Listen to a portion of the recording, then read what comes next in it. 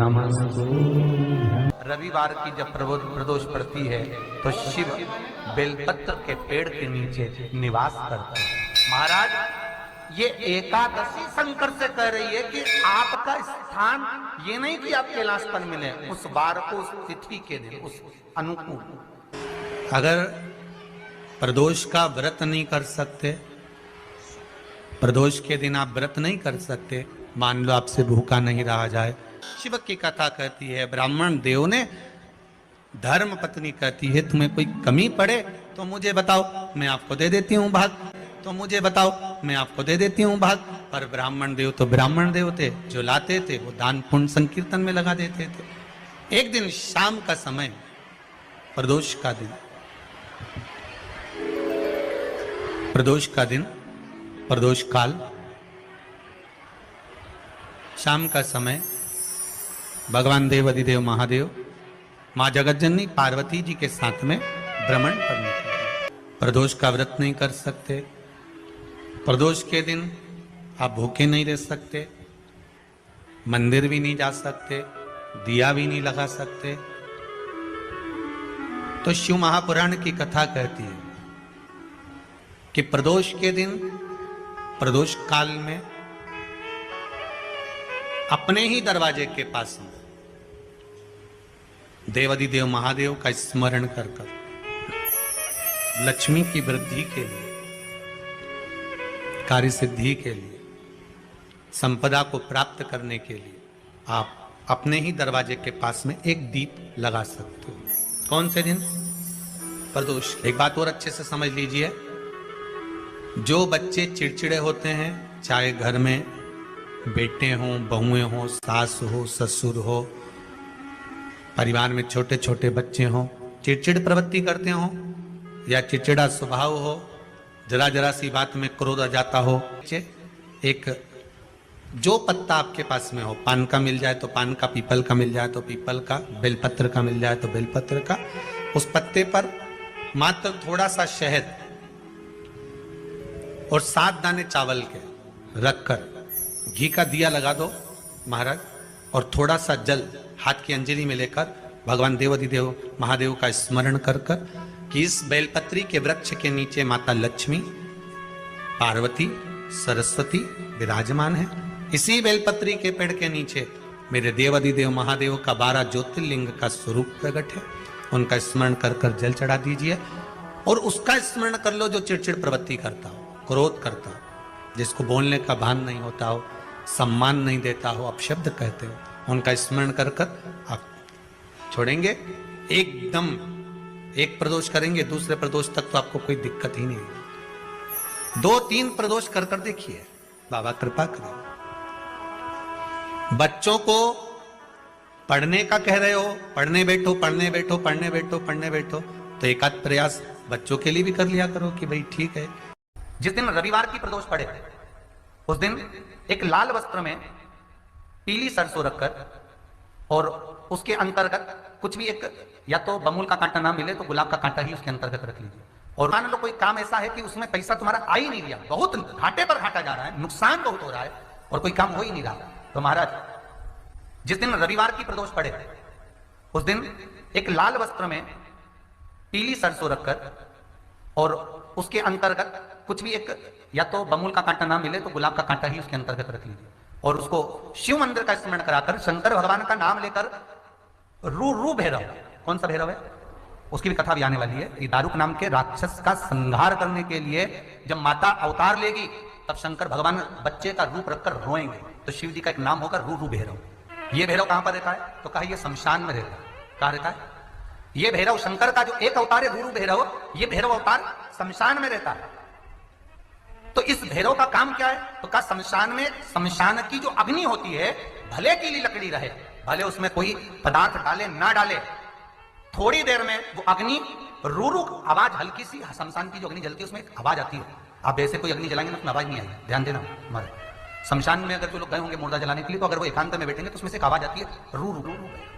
तो शिव पुराण कह रही है कि उस सरसों को, कांटे को रूरू भैरव का नाम लेकर जिस व्यापार जो नहीं चल रहा है, दुकान जो नहीं चल रही है, उस दुकान के सामने, उस व्यापार के सम्मुख में उसको जला दिया जाता है। यह करा जाता है रवि प्रदोष के दिन। महाराज कौन से प्रदोष? रवि प्रदोष के। जो सुख का भान कराती है, व्यापार की उन्नति के लिए, समृद्धि के लिए, लक्ष्मी के लिए इसका प्रयोग किया जाता है। तो यहां पर दारूक नाम का जो असुर है, दारूक नाम का जो राक्षस है, उसका एक ही कहना है कि मैं मरूं, मना नहीं है ब्रह्मदेव पर, वो मरने का। रवि प्रदोष है, कहते हैं रविवार का यदि प्रदोष पर्व पड़े ना, और शिव जी को 3 चीजें रवि प्रदोष के दिन दी जाती हैं। पहले नंबर पर 1 लोटा जल, दूसरे नंबर पर प्रदोष काल में दीपदान, और तीसरे नंबर पर भगवान शंकर के नाम का उच्चारण। पंचाक्षर मंत्र या षडाक्षर मंत्र या श्री शिवाय नमस्ते। प्रदोष के दिन अगर मालूम पड़े रविवार का जब प्रदोष पड़ता है ना, तो कहीं आपके घर में सूखा बेर भी रखा हो, बोर रखा हो, तो शिव जी को चढ़ा देने से रोग बीमारी समाप्त होती है। रविवार की अगर प्रदोष पड़ जाए, कौन से दिन? रविवार की प्रदोष के दिन ये प्रयोग अवश्य कर कर देखिएगा। ज्यादा बार नहीं करना है, केवल एक ही बार करना, बाबा स्वयं कृपा करेगा। अगर आपको लगे कि मैंने व्यापार बदल लिया, एक बार बदला, कई लोग ऐसे भी होते हैं जो पैसा इकट्ठा करते हैं, धन एकत्रित करते हैं, और कोई व्यापार ऐसा कर लेते हैं जिस व्यापार में धन चले जाता है तो वो धन वापिस नहीं आता महाराज, वो व्यापार का धन वापिस नहीं आ पाता। तो बड़े दुखी होता है कि भाई मेरा गया हुआ पैसा नहीं आ रहा, मैं बड़ा कष्ट में हूं, मेरा खुद का ही आ जाए। 3 स्थान पर बेलपत्र को चढ़ा कर देखिएगा। धन भी हमारा कहीं डूब गया, आ नहीं रहा है, तो प्रयास करना 3 स्थान पर चढ़ाई गई बेलपत्र हमें सुख का अनुभव करा देती है। बहुत ध्यान लगाइएगा। पहला, अशोक सुंदरी की जगह। अब ये बेलपत्र जब भी आप चढ़ाएंगे तो रविवार की अगर प्रदोष पड़ जाए, कौन से दिन? रविवार की प्रदोष के दिन ये प्रयोग अवश्य कर कर देखिएगा। ज्यादा बार नहीं करना है, केवल एक ही बार करना, बाबा स्वयं कृपा करेगा। अपने मंदिर में, अर्थात अपने घर के पास कोई मंदिर हो, शिवालय हो, देवालय हो, जहां शंकर भगवान विराजमान हो, शिवलिंग हो, ऐसी जगह पर अवश्य करें। हमें कहीं दूर जाकर ये प्रयोग नहीं करना है, अपने अपने शिवालय, अपने जो घर के आसपास में शिवालय हो वो। एक बेलपत्र अशोक सुंदरी वाली जगह। अब उसको अशोक सुंदरी की जगह पर भी चढ़ाने का तरीका क्या है? जब हम बेलपत्र चढ़ाएंगे तो उस बेलपत्र को चढ़ाते समय आपकी जो बेलपत्र की डंडी है, इस डंडी का भाग शिवलिंग की ओर होना चाहिए। ये जो डंडी है, इसका भाग अशोक सुंदरी पर जब चढ़ाएंगे तो शिवलिंग की ओर इसका भाग होगा महाराज। दूसरी, बेलपत्र को जब हम समर्पित करेंगे, जया, विषहरा, शामरीवारी, दौतली, देव, मान लो जलाधारी ऊपर नहीं है शंकर जी के, तो उसका स्मरण कर कर 5 कन्याओं का नाम लेकर जया, विषहरा, शामलीवारी, दौतली, देव, इनका स्मरण कर कर शंकर भगवान के शिवलिंग पर बेलपत्र रखेंगे। बेलपत्र कहां रखना है? आप अगर यहां बैठे हो तो आपके विपरीत में डंडी का मुख होना चाहिए। ये बेलपत्र की जो डंडी है, इसका मुख आपके विपरीत में हो। आप यहां बैठे हो तो डंडी उधर होगी, आप इधर बैठे हो तो डंडी का मुख इधर होगा, आप उधर बैठे हो तो डंडी का मुख इधर होगा। आपके ठीक विपरीत की ओर डंडी का मुख हो। ये 2 जगह बेलपत्र समर्पित करने के बाद तृतीय बेलपत्र शिवलिंग की जो जलाधारी है, जहां पर भगवान शंकर का शिवलिंग रखा है, वहां स्पर्श कराकर, केवल छुआना है, स्पर्श कराकर बेलपत्री के पेड़ के नीचे ही कोई कंकर हो, कोई शंकर हो, या कोई मिट्टी का ढेला हो, नी हो, तो वहीं मिट्टी को थोड़ी सी ऊंची कर कर एक बेलपत्र बैठकर इस बेलपत्री की डंडी जड़ की ओर, मतलब जो वृक्ष होता है उस ओर इस डंडी का मुख होना चाहिए। ये 3 रविवार के प्रदोष के दिन शंकर भगवान पर चढ़ाई गई बेलपत्र से हमारा गया हुआ धन भी पुनः आने का रहता है, और हमारा जो व्यापार बार बार बंद हो रहा है, शिव की कृपा से एक बार चालू तो चालू हो ही जाता है। प्रदोष का दिन प्रदोष काल, शाम का समय, भगवान देव अधिदेव महादेव माँ जगतजननी पार्वती जी के साथ में भ्रमण पर निकले। देखिए,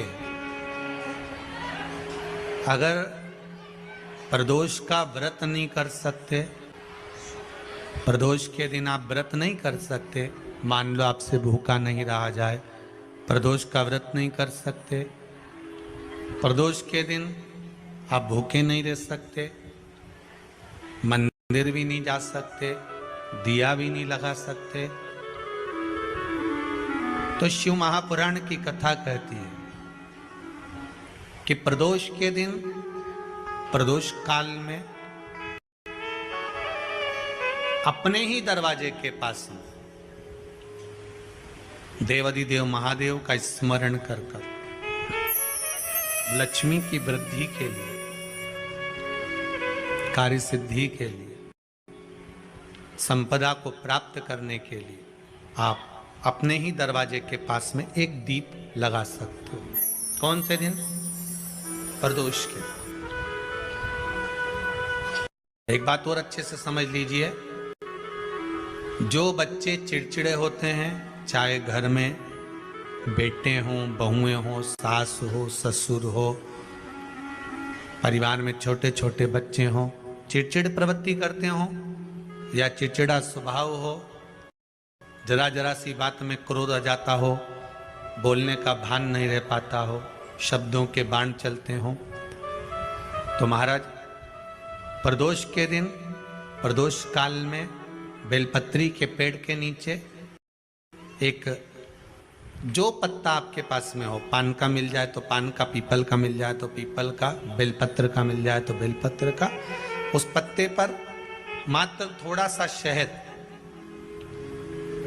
और 7 दाने चावल के रखकर घी का दिया लगा दो महाराज, और थोड़ा सा जल हाथ की अंजलि में लेकर भगवान देवाधिदेव महादेव का स्मरण कर कर कि इस बेलपत्री के वृक्ष के नीचे माता लक्ष्मी, पार्वती, सरस्वती विराजमान है। इसी बेलपत्री के पेड़ के नीचे मेरे देवाधिदेव महादेव का 12 ज्योतिर्लिंग का स्वरूप प्रकट है। उनका स्मरण कर कर जल चढ़ा दीजिए और उसका स्मरण कर लो जो चिड़चिड़ प्रवृत्ति करता हो, क्रोध करता हो, जिसको बोलने का भान नहीं होता हो, सम्मान नहीं देता हो, अपशब्द कहते हो, उनका स्मरण कर कर आप छोड़ेंगे। एकदम एक प्रदोष करेंगे, दूसरे प्रदोष तक तो आपको कोई दिक्कत ही नहीं है। 2-3 प्रदोष कर कर देखिए, बाबा कृपा करें। बच्चों को पढ़ने का कह रहे हो, पढ़ने बैठो, पढ़ने बैठो, पढ़ने बैठो, पढ़ने बैठो, तो एक आध प्रयास बच्चों के लिए भी कर लिया करो कि भाई ठीक है, बच्चे लोग विद्या में प्रबल होंगे।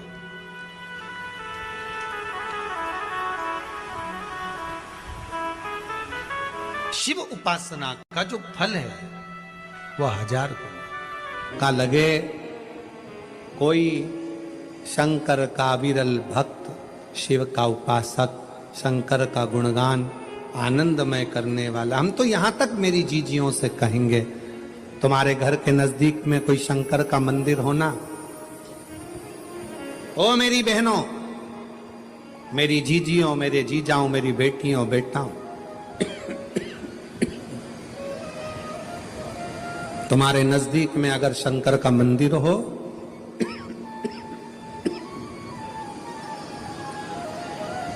तो उस शिव मंदिर में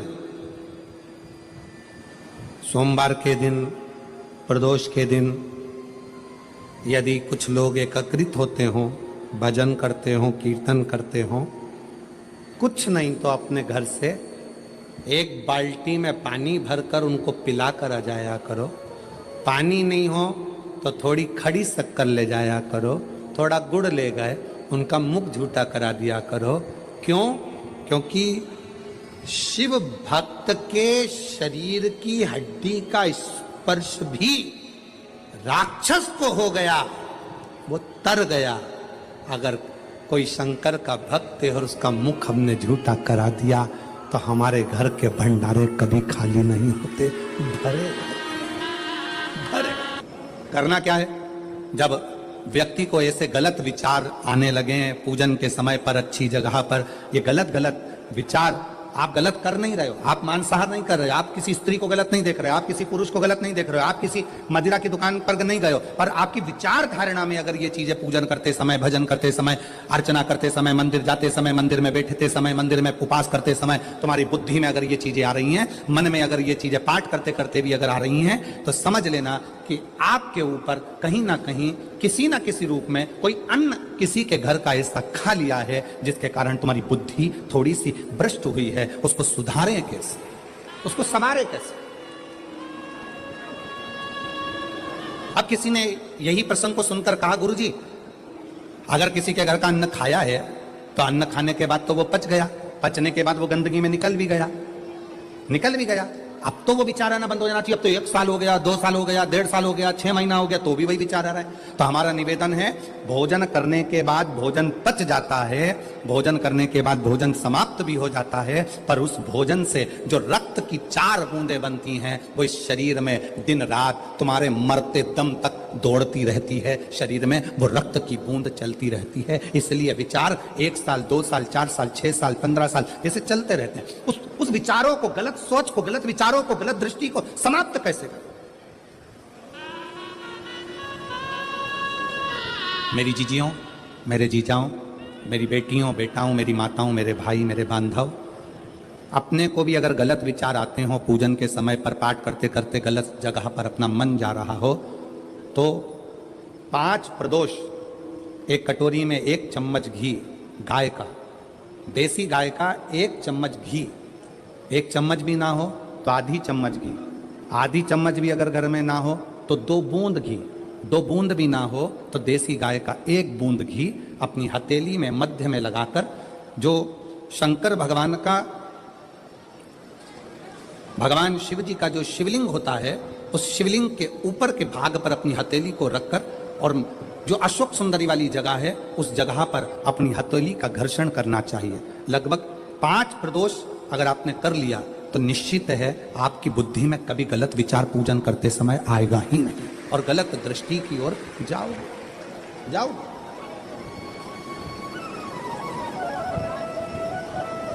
घृत जीवन को एक आनंदता देता है, आनंद।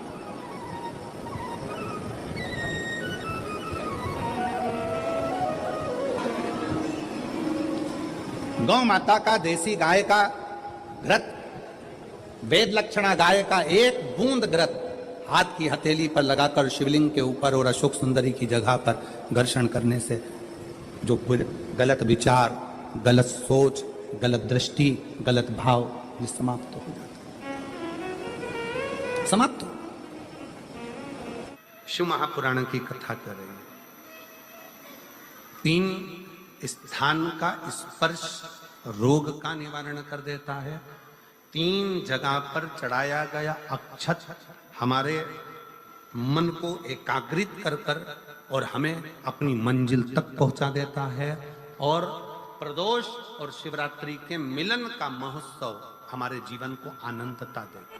प्रदोष का दिन, प्रदोष काल का समय, भगवान शंकर प्रदोष के दिन, प्रदोष काल में अपने भक्तों के घर पर नंदी के कान में जो बोल कर जाता है, शिवजी नंदी पर बैठकर उस भक्त के दरवाजे पर उसका कल्याण करने के लिए प्रदोष के दिन, प्रदोष काल में पहुंचते हैं। हर हर। प्रदोष के दिन, प्रदोष काल में देवाधिदेव महादेव उस शंकर के भक्त के घर जाते हैं जो भगवान नंदीश्वर के कान में कहकर जाता। नंदी के कान में जिसने कहा,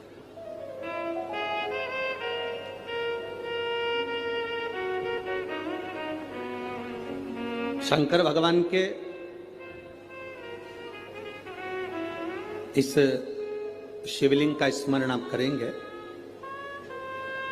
बीच में जो एक मोटी सी लाइन होती है, इसको अशोक सुंदरी कहते हैं। सब लोग दर्शन करें, जम के बोलो जरा, करें। अशोक सुंदरी की जगह जहां पूरी हो जाती है, उसके बीच में शिवलिंग और उसके बीच में थोड़ी सी जगह खाली आती है। करें दर्शन, समझना जरा बहुत अच्छे से। जैसे ये अशोक सुंदरी की जगह है, हम निवेदन करेंगे आस्था चैनल वालों से भी और एलईडी वाले भी, जिन जिनको एलईडी पर आप दर्शन करा रहे हैं वो पूरी तरह से कराएं। गणेश जी का स्थान, षडानंद कार्तिकेय का स्थान, अशोक सुंदरी का स्थान बीच में। अशोक सुंदरी का जो स्थान पूरा हो जाता है, वहां से लेकर शिवलिंग के बीच में खाली जगह आती है। करें दर्शन आप लोगों ने, खाली जगह आती है। उस खाली स्थान की जो महत्वता है, ये जो अशोक सुंदरी से लेकर बीच में जो जगह है, ये भगवान शंकर की जो धर्म पत्नी है माता पार्वती, उनकी जो योगनियां हैं 64 योगनी, उनकी जो शक्ति पीठें हैं, उनकी जो सिद्धता है, उनकी जो सिद्धियां हैं, ये अशोक सुंदरी से शंकर के शिवलिंग के बीच में जो खाली जगह होती है, इस स्थान पर 64 योगनियां, देवियां, अष्ट सिद्धियां, नवनिधियां सब इस स्थान पर रहती है। इसलिए हमारे यहाँ शिव महापुराण की कथा कहती है, पूर्ण पूजन के बाद अगर कोई नारी, कोई पुरुष, कोई बच्चा, कोई बुजुर्ग अपने मन की बात का स्मरण इस जगह पर हाथ को रखकर, जैसे किसी के हृदय पर हाथ रखते हैं तो दिल धड़कता हुआ स्मरण होता है, उसी तरह यहाँ स्पर्श करेंगे और स्पर्श कर कर जब अपने मन की बात कहते हैं तो देवाधिदेव महादेव नंदी के साथ आकर प्रदोष के दिन कार्य की सिद्धता पूर्ण करते हैं। उस स्थान की मूलता होती है, वो स्थान समझ में आएगी ना जगह। अरे बोलो तो जम के, नहीं समझ में आई हो तो एक बार फिर वापिस समझ लीजिए, फिर समझो बात। स्थान देखिएगा, गणेश जी का स्थान, कार्तिकेय जी का स्थान, बीच में ये आ गई अशोक सुंदरी की मोटी सी लाइन। अशोक सुंदरी की लाइन जहां खत्म होती है, वहां से जो शिवलिंग रखा है, इसके बीच की जो जगह है, ये जो बीच में अशोक सुंदरी के स्थान से लेकर शिवलिंग के स्थान के बीच में जो खाली जगह है, ये 64 योगनियां, अष्ट सिद्धियां, नवनिधियां, सब कुछ मेरे देवाधिदेव महादेव ने माता पार्वती को अपने चित्तवृत्ति के साथ यहां अनुमति प्रदान कर रखी है। वहां का स्पर्श, वहां का मात्र स्पर्श और हमारे दिल की बात, शंभो शरणे पड़ी मांगू घड़ी रे, दुख काटो दया करी ने दर्शन। उस स्थान का स्पर्श हमें सुख देता, स्थान का स्पर्श।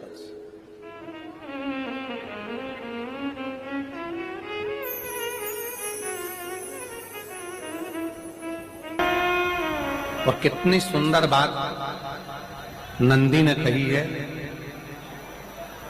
नंदी ने ये बात जो कही वो वास्तव में बड़ी सुंदर है कि मान लो यदि कोई कार्य तुम्हारा हो नहीं रहा और पूरी दुनिया में तुमने कर कर देख लिया, बहुत प्रयास कर कर देख लिया, तो भी वो कार्य अगर तुम्हारा नहीं होता, तो फिर एक काम करो कि शिव की स्तुति करो, शंकर की स्तुति, शंकर का गुणगान, शंकर की भक्ति, शंकर का स्मरण।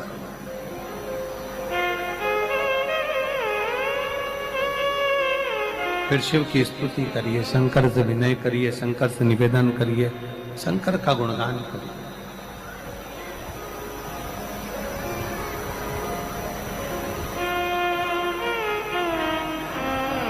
पर भगवान की भक्ति होती कब?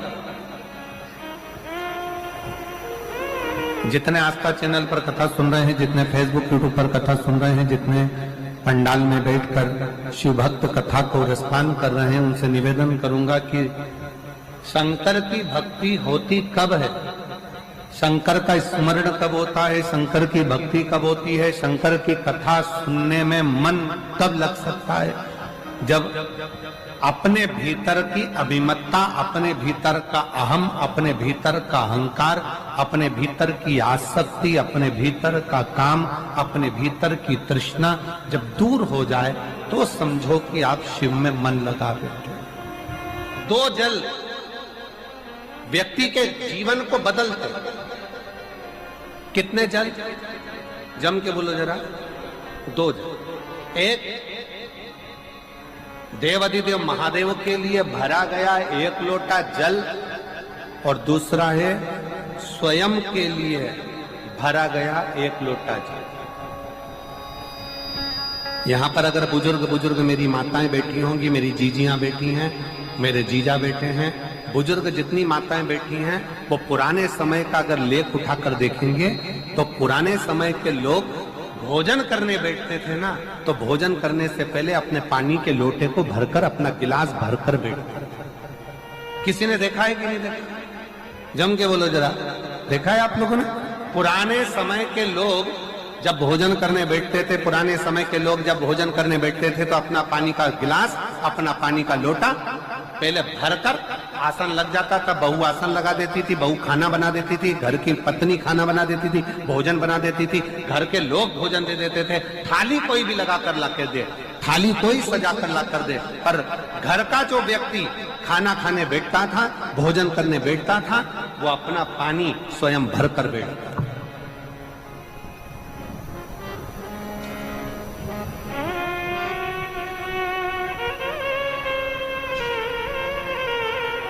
अब आज के जमाने में दुनिया के लोग कहते हैं मैं दुकान चला रहा हूं, दुनिया के लोग कहते हैं मैं घर चला रहा हूं, दुनिया के लोग कहते हैं मैं ये कर रहा हूं। तुम अपना खुद का पानी भरकर तो शंकर के मंदिर में जा रहे हो, एक लोटा जल अपने घर से भरकर लेकर चले जाओ और अपने घर में जब तुम भोजन करने बैठ रहे हो, जब तुम रोटी खाने बैठ रहे हो, भोजन करने बैठ रहे हो, भोजन ग्रहण करने बैठ रहे हो, जब तुम भोजन को ग्रहण करने के लिए बैठ रहे हो, तब अपने घर में जब तुम भोजन ग्रहण करने बैठ रहे हो तो एक लोटा जल या एक गिलास पानी भरकर बैठो। बहू अच्छी है, पानी भरेगी, मना नहीं है। बेटा अच्छा है, पानी भरेगा, मना नहीं है। पोता अच्छा है, पोती अच्छी है, नाती अच्छा है, पंती अच्छा है, घर में सब अच्छे। तुम्हारी पत्नी भी अच्छी है, तुम खाना खाओगे तो वो पानी ला कर दे देगी। तुम्हारी बहू भी अच्छी है, तुम भोजन करोगे तो वो पानी ला कर दे देगी। तुम्हारा परिवार का हर व्यक्ति अच्छा है, तुम्हारा कहना मानता है। तुम जिमने बैठोगे, भोजन करने बैठोगे तो वो पानी ला कर देगा। पर शिव पुराण की कथा कहती है, जो व्यक्ति भोजन करते समय अपना जल स्वयं भर कर बैठता है, उसकी जिंदगी में से 3 रोग समाप्त हो जाते हैं। कितने रोग समाप्त हो जाते हैं? 3।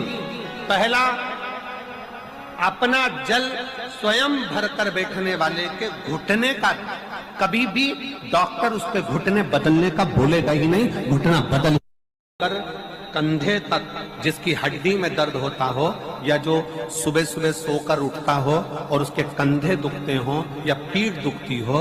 दूसरे नंबर का रीढ़ की हड्डी का दर्द, और तीसरे नंबर का डॉक्टर को दवाई खा खा कर परेशान हो गए, और आधा सिर का रोग, भुकुटी, ये भौएं दुखती हो, सिर दुखता हो, ये कान के पास का दर्द होता हो, तो अपना भोजन करते समय अपना पानी स्वयं भर कर बैठो। आपको ये 3 रोग से मुक्ति अपने आप मिलना प्रारंभ हो, अपने आप। अब किसी ने कहा, गुरुजी पत्नी पानी ला कर देती है, पति पानी ला कर देता है, बेटा पानी ला कर देता है, बहू पानी ला कर देती है, पोता पोती पानी ला कर देते हैं, नाती पंती पानी ला कर देते हैं, नौकर लगे घर में वो पानी ला कर देते हैं, सेवादार लगे घर में वो पानी ला कर देते हैं, तो हमको पानी लाना क्यों जरूरी है? तो अग्नि पुराण में वर्णन आता है कि जो घर में पानी जिस मटके में भरते हो, जिस हंडे में भरते हो, जिस बाल्टी में भरते हो, जिस टंकी में पानी भरते हो, पीने का पानी जिस हंडे में, मटके में, बल्टोई में, जिस गगरे में तुम भरते हो, वो स्थान पितरों का स्थान रहता है। जब हम पानी भरकर भोजन करने बैठते हैं तो हमारे पितर भी उस स्थान पर आकर निश्चित जगह पर बैठते हैं, और जब हम भोजन ग्रहण करते हैं तो हमारे पितरों के भाव का आशीर्वाद हमारे ऊपर पड़ जाता है, जिससे हमारे 3 दर्द समाप्त हो जाते। स्वयं भरो, स्वयं।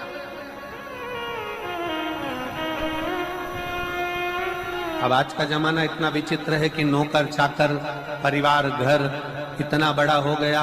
आज के जमाने में कोई सोफे पे से उठना पसंद नहीं करता, वहीं से आवाज लगा देते हैं, ला मेरा भोजन लगा दे, रोटी लाओ।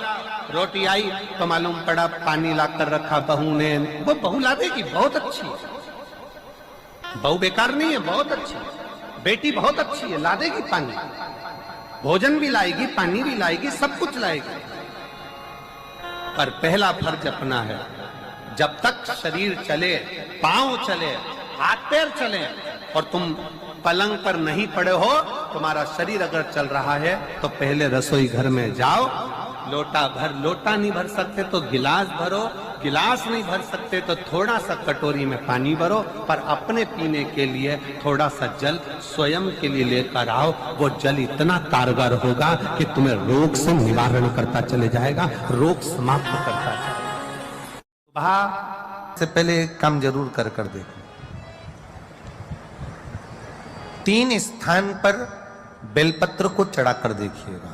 धन भी हमारा कहीं डूब गया, आ नहीं रहा है, तो प्रयास करना 3 स्थान पर चढ़ाई गई बेलपत्र हमें सुख का अनुभव करा देती। बहुत ध्यान लगाइएगा। पहला, अशोक सुंदरी की जगह। अब ये बेलपत्र जब भी आप चढ़ाएंगे तो रविवार की अगर प्रदोष पड़ जाए, कौन से दिन? रविवार की प्रदोष के दिन ये प्रयोग अवश्य कर देखिएगा।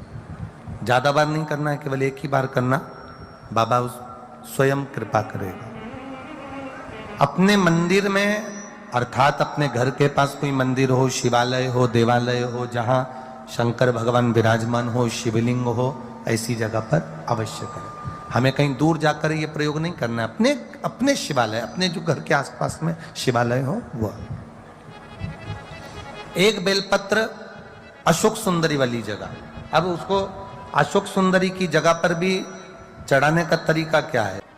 जब हम बेलपत्र चढ़ाएंगे तो उस बेलपत्र को चढ़ाते समय आपकी जो बेलपत्र की डंडी है, इस डंडी का भाग शिवलिंग की ओर होना चाहिए। ये जो डंडी है, इसका भाग अशोक सुंदरी पर जब चढ़ाएंगे तो शिवलिंग की ओर इसका भाग होगा महाराज। दूसरी, बेलपत्र को जब हम समर्पित करेंगे, जया, विषहरा, शामरीबारी, दौतली, देव, मान लो जलाधारी ऊपर नहीं है शंकर जी के, तो उसका स्मरण कर 5 कन्याओं का नाम लेकर जया, विषहरा, शामलीबारी, दौतली, देव, इनका स्मरण कर शंकर भगवान के शिवलिंग पर बेलपत्र रखेंगे। बेलपत्र कहां रख